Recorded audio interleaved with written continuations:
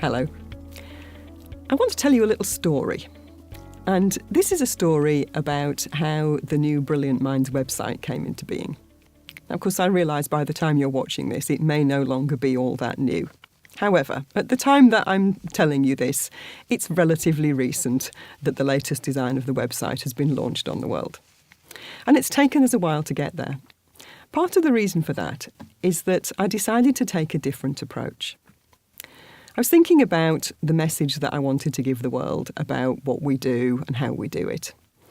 And it occurred to me that this was a really great opportunity to walk the talk. Because to me, Brilliant Minds is all about people. It's all about communication. It's about getting the best out of people. It's about creating the kind of synergy that comes when people work together and really understand a common goal and put everything they've got into it. So I thought to myself, well, I could sit here in my office and work on ideas for a new website. I could go and do a lot of research. I could draw lots of mind maps, as I often do. I could put lots of ideas down on paper. And that wouldn't really be an expression of who we are. And so it became clear to me that in order to feel that I'd done a proper job and that I was creating something that really was an expression of the business, then it needed to be a more collaborative process. So we started with, I think 7 people came to the first meeting. People that have some connection with Brilliant Minds. Some people who are part of the team full-time, some who are occasional contributors, some people who are long-standing suppliers and really know something about what we're about, and some new people who hadn't really been involved very much before. And we spent an afternoon talking about websites in general, talking about Brilliant Minds in particular, talking about how we might put some messages out into the world and what sort of images we wanted and so on. And inevitably, with all those very creative people all in the same room, we didn't get anywhere near doing all the things I'd hoped we might in that time. But we did do some really useful exploration. And so there came a Sunday afternoon when I sat down with my coloured pencils and huge pieces of paper and started to write. And it was all there.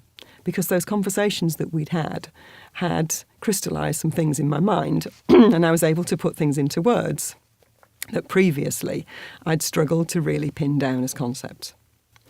And so what happened then was that the concepts, the design concepts for the site came back and I was able to look at them and very quickly say, yes, that expresses what we want. That doesn't express quite what we want. It was very easy to see that we were heading in the right direction. And when the designer hit on exactly the right image, it was so obvious to me. I just looked at it and went, yes, that's exactly what we want. And what we've ended up with is a combination of things.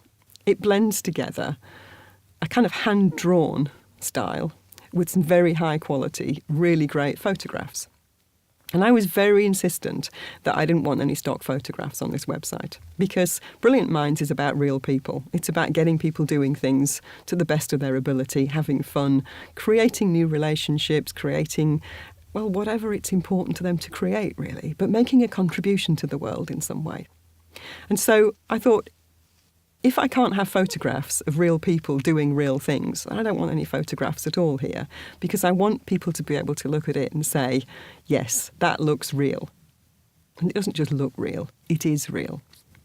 So seeing all of that come to life has been very rewarding because it seems to me that it does reflect the Brilliant Minds values, which you can go and look them up on the site.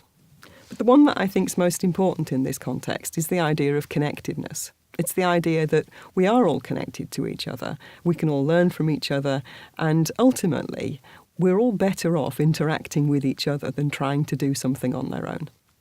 At least that's how it seems to me.